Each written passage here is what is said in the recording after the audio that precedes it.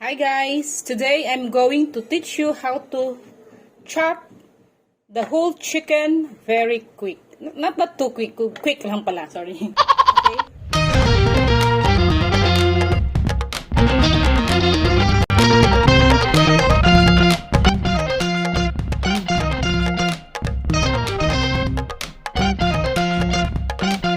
Chicken. Here is the chicken. Okay, so how I cut this in order for me to have a choice cut. Okay. So first guys, you have to consider using knife which is talagang matibay. Okay, so make sure that your chopping knife is sharp bladed. Okay, so as you can see, okay.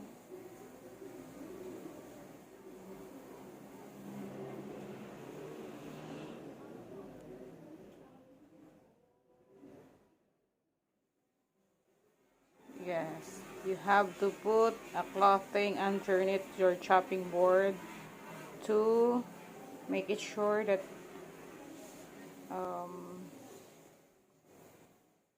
chopping is not that noisy, okay, and the tiles will not be harmed. Okay. Okay, like that. So first cut the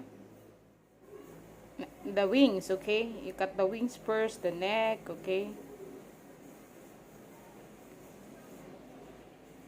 Just like that.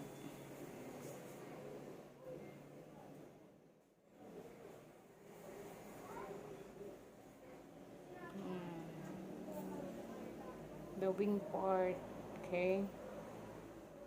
Next, you can now remove the chicken breast. Chicken breast, okay? Okay, chicken breast is being cut down.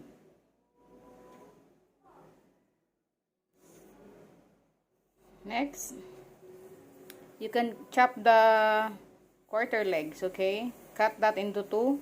You can call that the quarter legs.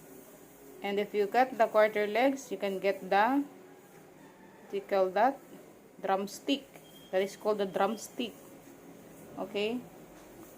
And that one is the thigh part, okay? And if you will be removing the thigh part, you can call the other portion in the center part to call the back part, okay? If you want that to cut into two, you can cut that into two.